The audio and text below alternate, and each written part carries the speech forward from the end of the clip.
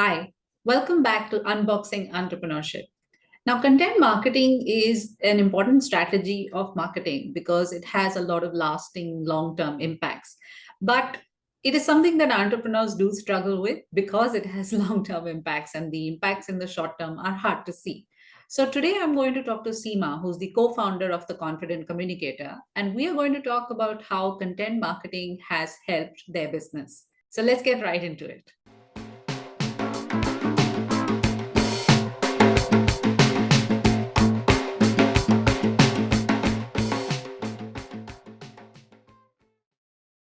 Hi, Seema. Welcome to Unboxing Entrepreneurship. Hi, Pallavi. So nice to see you and thank you for having me. I'm really excited to have you here, and you promised that this is going to be an interactive session. So, Yes, I believe that one of the fundamentals of communication that most people forget is that you have to be a very good listener hmm. because I think there's so much learning in listening. So I'd like to hear your views as well. Excited to talk to you. Absolutely. Absolutely. So we decided to talk about a particular content marketing pillar that you have, which is imperfect parenting. And I Yeah. guess I want to talk about it from the perspective of, what it has done for your brand, because I feel it is content marketing is extremely undervalued. People don't understand that, how creating content on a regular basis, what is the impact that it has on a brand. And I think imperfect parenting is a classic example of something that has really materialized for you. But Yeah. before we get into that, let's have a quick introduction for people who don't know who Seema is. Oh, I love this part because I get to talk about myself. So the first thing is, everybody talks about their background and everything, but I won't do that. I think that I am an accidental entrepreneur where uh, I never really planned to get into training and soft skills training specifically. It just happened accidentally where I met a very dear friend of mine who I've known for 37 years. We were 17 years old when we met in college, and she came to me with a problem and she says, I've been a corporate trainer for a long time and I want to do something different. I want to now go do a little bit of reverse engineering where I go all the way down to the basics and get our kids to be more confident communicators. And I Mhm. said, well, that's very interesting because I was also working in an NGO where I was actually doing a vocational training for underprivileged kids in the same area in Yeah. communication. And we sort of just gelled and accidentally we started this company called the Confident Communicators. We are both co-founders of that company. I think this is now our almost 10th year. We have taught more than almost 6,000 students now. Mm. And it sort of expanded and contracted in its own way and it created a shape of its own where we started with kids ages 11 to 15, and then it started expanding, so it became 5 to 21, and then adults also started coming in because confidence building and communication skills is something that everybody needs. And as we went on this journey, we realized that there are so many different aspects to this Mm. that we need to start exploring those. And they started accidentally coming to us just because I think we were sort of manifesting those opportunities for ourselves. Mm. We were very open to manifesting those opportunities, and they came to us. So that's really our background. We are communication coaches and soft skills trainers. So Absolutely. that's about me.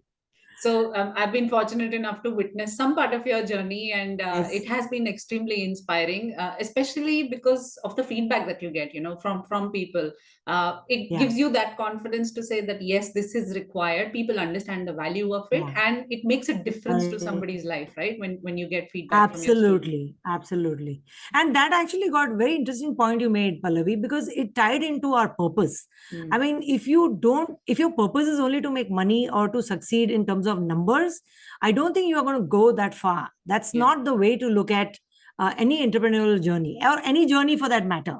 yeah. I think you have to look at it from the perspective of what is your purpose and how does it make an impact on others. Without that, you cannot succeed. So I think you make a very, very relevant point, and that's exactly what happened to us. And like I said, we were accidental entrepreneurs. We only wanted to be passionate teachers who made an impact on kids. Mm. And from there, we got into this journey, and we're so fortunate that you were part of it. And you also sort of revealed a lot of our abilities that we could showcase in terms of content, that you sort of pushed us in that direction. So we're very grateful for that. But Thank you. yeah, I agree that purpose is the first thing. Yeah. So from accidental entrepreneur to accidental content creator, I mean, your content creation journey has also gone like that. I mean, the fact is that Yeah. you have a mic now, Yes. which I'm so maybe, excited. I also have a light behind yeah, me. I'm so excited exactly. about that. Yeah. So I guess in the initial, not even in the initial, right? Maybe in the first few years, the impact. Sorry, in the first few years, I guess the focus was not so much on creating content, because obviously you were Yeah. focusing on the things that you were great at, right? You were focusing Correct. on creating these courses and focusing on teaching the students. Yeah. However, content marketing was not something that you were looking at when you started last year. What is it like? What were your thoughts about appearing in front of camera in whatever capacity it was? So, we go around preaching to all our students that you need to get out of your comfort zone. You need to be in the discomfort zone, because discomfort zone is where there is bliss, and panic zone is where magic happens. And the pandemic hit, and two of us extremely reticent about the idea of being in front of a camera, or Mm. even doing a Zoom meeting and Yeah. doing classes online. We kept avoiding it. Everybody said, you must do it, you must do it, so you can reach more kids, blah, blah, blah. And we kept avoiding it. But the Mm. pandemic literally pushed us again accidentally into that Mm. discomfort zone, where we had Mm. to start doing classes online. Mm. And we realized the power and the magic of being able to reach a lot of students, because our goal and our purpose was very clear. We Mm. wanted to empower people. We wanted to change mindsets. We Mm. wanted people to start focusing on their own uniqueness. Mm. How do we do that with just a few people? We got to expand this to reach millions of kids all over the world. And of course, the internet has that power, content has that power. And it is something that people like you have actually given us the mirror and said, hey, you know what, you got to get on camera. So I remember when we did our first video, Mm. it was so bad, I could not even look at myself. It was like cringe value, literally cringe value. Yeah. But I think that's what it is. You can't keep reaching for perfection, Mm. and you got to keep being imperfect and getting better at it. And the more you do that, your content comes out authentic, your purpose comes out clearly, Mm. and the impact that you want to make on others really, really, truly comes out. So that's what happened to us. Yeah. And that's how we started thinking about different ways. So we did funny things like making faces, and those imitation things that you do with reels and all. We Yeah. did all of There those was a things. trend. Yes. There was a trend, and we Mm. followed those trend as much as we could. And then we realized that, you know what, we need to go back to the basics, which is, Yeah. what are we trying to do here? Who are we trying to impact? and Mm. and we realized that it's, if we want to impact an individual, we got to look at that entire environment. Mm. The environment includes all the stakeholders that sort of work with that child to make them that unique individual. And that's how we hit upon the idea of creating content for imperfect parenting, which is a YouTube series. And that was, again, very accidentally happened. We were Mm. just talking to so many of our parents. Typically, the way it works in our business is we get inquiries from parents through referrals. Yeah. And they all talk about, oh, my child is very shy, they're very introverted, they're very smart, but you know what, they don't speak. And all of those problems started getting dumped on us. And Mm. when would go to class, we would see a very different child. We would see this remarkable child who had the strength, that they were very shy initially, but they had it in them. We could see it all the time. Mm. We thought we need to now share this with the parents. Mm. They need to see what we are seeing. Mm. And therefore, we thought that, okay, let's start focusing on these parents who are trying to be this perfect parent. Yes, yes, I put my children in math class, physics class, chemistry class, all these soft skills and all I don't need to do. Mm. But my child should be very good. They should be very good in math. They should get 90 or 100 out of 100. So this desire to be this conscious parent and this perfect parent and this phenomenal words that we use in the market today, Mm. I don't think works, because perfection doesn't work. It Yeah. is the imperfection that creates connections between people. Yeah. And how do we then educate the parents to say, listen, relax. You don't need to be perfect. There are Mm. lots of things that you will go. This journey of parenting is long, Mm. and it is sometimes like a roller coaster. People have made books like how to expect when you're expecting, when you're pregnant. Yeah. But really, there is no perfect book on parenting, because every child is different and every Yeah. child is unique. So you Mm. got to approach it a little bit differently. That's when we came up with this idea that we should Mm. create this content called Imperfect Parenting, a podcast. And of course, Mm. because of the pandemic, we were able to do it through Zoom meetings and online. Yeah. So that's how that brand of Imperfect Parenting was born. Yeah. So And you it's been had an a amazing very thing. You had a very clear objective of what the content was going to deliver, right? So you knew who your audience was, you knew what are Yes. the areas that you want to talk about. But I remember the journey of imperfect parenting, and it initially started out with just you and Deepma talking, and you were bringing in the experiences from, like you said, what the parents were asking you. So you were having a very Yeah. detailed discussion about, this is the question that I get asked, and these are the, this is how Yeah. you can probably combat it. um, Right. then it went on to, having guests on it. So while the objective was very defined, your audience was very defined, you were not really fixated on a particular format. You were looking Right. at what was happening, how the audience was responding, and how it kind of organically Yeah. develops into something, right? Correct. So initially, we thought if you want to like educate the parents, so the word educate the parents, or Yeah. that was the word we used. Then we said, no, we don't want to educate them. We want to empower them. So we Hmm. started off with, like psychologists and counselors and people who work in schools and those kind of things. Hmm. And then we realized that, the one thing that the pandemic has taught us is mental health. Yeah. Mental health is a real thing. Our kids are in a world that we didn't live in.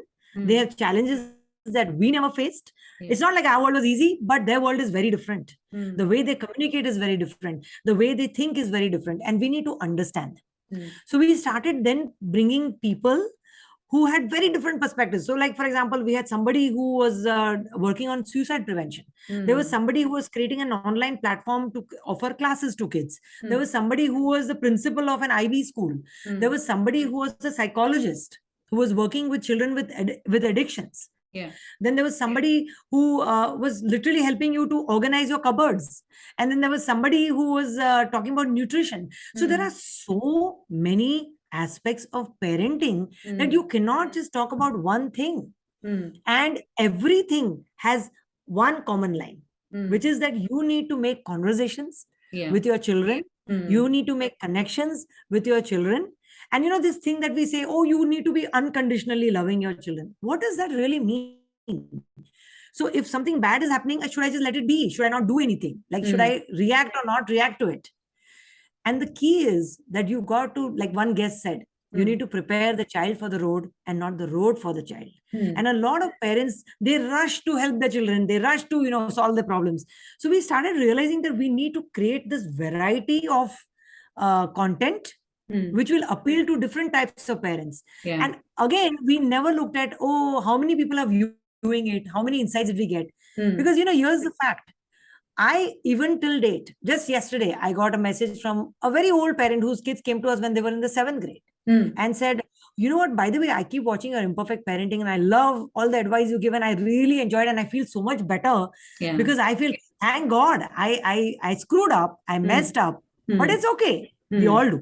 Yeah. And that assurance relaxes the parent. Yeah. And what happens is when your thought is calm and relaxed, you are then going to be able to pass it on to your children. What we are Hmm. doing in our country is we are passing on our fears Hmm. because we were molded in a certain way. Hmm. We think we should mold our children in a certain way. Life is not easy. It's a challenge. You have to work hard. But why don't we say that life is beautiful? There's so many fun things you can do. Yeah. If we constantly talk to them in that language, Hmm. they will no longer look at life as, oh, it is stressful and it is tiring and it is, I don't want to live. It's too much. There's so much pressure. So we have to Hmm. change that conversation. We have to change that language. And the only way we could get that is to get that right content out Yeah. with Yeah. different aspects of parenting. And Yeah. that's what imperfect parenting did. It created Hmm. that huge phenomenal impact because we were able to show all these nuances of a parent and their Yeah. journey. Yeah. So So, yeah. so you mentioned that you weren't looking at the insights, but I'm sure that earlier on when you were starting out, there were a lot of challenges, right? Because Yes. you were also creating content for the first time, but of course it's a natural reaction to say that, how is it performing. Having said that, was there a moment where you felt that what you were doing was really reaching out to people? Is there a Yeah. pivotal moment in imperfect parenting journey? So, we were sitting there giving advice to everybody and, sharing and empowering with other parents. And we said, okay, moment of truth. We are also parents, right? Hmm. So what do we do now? Let's call our own children on the show and see what they have to say about us. Yeah. And we asked them a lot of questions, about our journey. And it was a fun conversation, great conversation. And then came the critical conversation that tell us about moments where you did not agree with your parents, or moments where you felt that we were putting pressure on you. Where did you feel that? And our kids were pretty candid. They actually shared it very interestingly with us. But what we took away at the end of it is, you know what? Yeah, we messed up a lot. We screwed up a lot. But at the end of it, we have these two children who said that you allowed us to nurture in our own uniqueness through your support. Even though you were yelling at us about marks and grades and all of those things that typically all parents do, they were able to very eloquently state what their thoughts were, how different they were from us. Yeah. And the fact that we need to recognize that they are different from us, and they bring their own uniqueness. They cannot be in the same mold as us. And I think that was a pivotal moment for us, because we realized when our children said to us that what you're doing through this imperfect parenting is exactly what all parents should hear about. And I felt like I wish when I was in my 30s, somebody had said the same thing to me. I would have then taken the pressure off of myself. Yeah. And focused on those wins rather than those, oh, did I manage to make my child into the superstar? Yeah. But I should be able to see my child for the uniqueness. And our children gave us that pivotal moment where we said, okay, what we are doing matters. It is important. And it is making the impact that we sought to, make. Yeah. So I think that was a pivotal moment for us when our children came on our show. Yeah, I And remember we were it was scared. We were shit scared that they were going to reveal all our secrets out to the world. But they were so dignified about it, and they were so beautiful, and they were so unconditional with their praise. Yeah. So I think that was a pivotal moment. Yeah, it was a very, very emotional episode. I remember It I had was. a lot of tears in my eyes, and I'm sure you did too when you were actually going Yes. through it. But no, True. I think your children did a good job of kind of encapsulating what is it that your purpose was, and that Yeah. you were achieving that purpose through the content. So Right. the amount of effort that it took, but as long as you're achieving what you set out to do, I think it was worth it. The journey was Yeah, worth and it. even as a brand, right? The imperfect parenting brand as a brand also was, there was nothing perfect about it. We want to normalize imperfection. That's our goal. Yeah. So if we were looking at those insights and we cannot put pressure on you also, Pallavi, where are the insights? Nobody's watching this. What is happening? Yeah. I think the point is to keep going. Yeah. The point is, like, there's one thing we do in our class, for example, we ask our students to interview somebody that inspires them. And one student came to us and said, Auntie, but I don't know anyone who has done something great. I said, so what is great? And they said, oh, like opened a company, or, reached the Everest, or, something phenomenal. I said, well, why does it have to be phenomenal? Why can't it just be a positive win? Something that they did and they felt that they crossed a line that they were afraid of crossing. Why don't you just look at that? Something simple. Like, your mom, talk about failures. Your mom made a sabji which completely had so much salt in it that then she realized that I had to add some dahi or some cream to make it better. Talk about failures. That is the best thing. That is the best way to inspire you. So the kids started interviewing people who had normal lives. And every single successful person talked about 2-3 things. One, they talked about failure. Yeah. That failure is the only way. It's like, I give this, my most favorite example is Mr. Amitabh Bachchan, who turned 80 yesterday. Big shout out to him. Happy birthday, sir. He turned 80 yesterday. And if you talk about him, he's a phenomenal figure who's a superstar of our times. But nobody knows that his first 7 films failed. He was not the quintessential hero that everybody looks out for. He was not handsome like the typical Indian hero. He was tall and lanky. He did not fit the profile of an Indian hero, but he kept going because he believed in himself and his talent. Yeah. And that's what we need to do. We need to discuss this. We need to talk about persistence and hard work and believing in ourselves and focusing and building on our uniqueness. All of those things. So I think that's what it is. We have to start looking at things very differently. The language that we speak with our children has to change. And we also, in our journey of imperfect parenting, kept looking at those insights, and we said, okay, we're taking that pressure off. We're just going to keep doing what we love doing. Yeah. And that's why today it is such a phenomenal hit. Yeah, yeah. So we talked a little bit about how it had an impact on your brand, but even though, I mean, you did about 40 plus episodes over the Yeah, last year. almost 50. Yeah, Yeah, 50. almost 50, right? All completed a Yeah. year. Even though you're not doing it anymore, or you're on a sabbatical, do you still see that people, like you gave the example of that person, do you still see that people kind of identify you with what you have created in the last 1 year? Yeah, it's funny wherever we go now, especially in schools, PTMs, and any other social events where I've not met people in a long time, they say, you know what? I've seen your videos, yeah, they're damn Mm. good. Mm. But make it shorter. A lot of feedback, right? Yeah, And of good course. feedback, very good Yeah. feedback. Make it shorter. Who has the time to watch a 1 hour show? Mm. And I'm like, that's the problem. Unfortunately, there's so much to talk about. We keep going, Mm. but we learn. We learn to get better. Right now, I'm working a lot on my audio podcasts. I've Mm. created actually about 50 audio podcasts, Mm. which are very short, Mm. 3 to 4 minutes, Mm. and they're phenomenal. And they came from these life hacks that I had started doing on Instagram. Yeah. They came in the form of these 21 videos that we created, and the number of people who have seen it and the number of people who have come to me and said, I Mm. have seen those videos and they're amazing. So we Yeah. are also learning as Yeah. entrepreneurs. We are Yeah. learning that even though you have a very powerful purpose and goal, Mm. sometimes you have to give it to the audience the way they want to receive it, Yes. which means that you can't do a 1 hour show. Nobody's going to Mm. watch it. You got to Mm. make it shorter, quicker, because this is the world of instant gratification. Mm. Mm. The idea is to then sort of say, okay, I'll mold myself to that environment Mm. and I'll do the best I can. Yeah. And if people want to watch the longer show, they will. Yeah. And I think Ex- that's what we are sort of focusing on, Yeah. and adapting ourselves, because Mm. this is exactly what we are teaching our children: Yeah. resilience, adaptability. So we got Mm. to do this as Yeah. entrepreneurs. You got to when you need to make the change, when you need to stop, when you need to think about it, reflect on, is it working, is it not working, what can I do differently? And then of Yeah. course, these opportunities that we are creating for ourselves lead Mm. us to all these different directions, like audio podcasts, or we are focusing on SEO right now, which is, I feel so great and smart when I say SEO, like I know everything about it. But Mm. these are things we are learning as Yeah. entrepreneurs, and that's what an entrepreneur should do. Yeah. Open to the idea to learn and absorb and adapt yourself. Yeah. And I Yeah. think that's what we are trying to do. Yeah. Yeah. So what And I'm we're having a hearing, great time.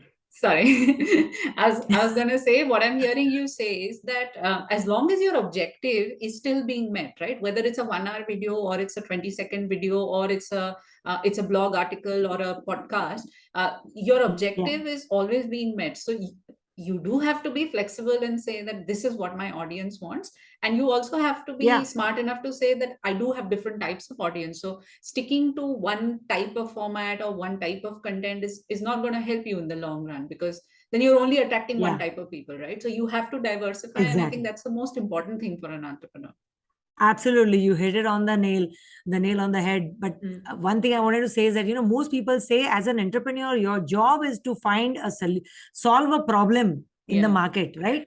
And I don't like this word problem because it's so negative. Instead, I would say, why don't we create solutions? And Mm. the solution has to be audience oriented, right? It has to Mm. be customer centric. Yeah. So you can't say, oh, no, I think I did great. 1 hour of my own voice and the voice of my guest is enough. No, Mm. Mm. you've got to create content that the audience wants to listen to, because you're creating solutions. Mm. You're not solving problems, you're creating solutions Mm. for your audience. Then let's Mm. give it to them in the format that they want to see it. And I Mm. don't have any problem with that. Yeah. Yeah.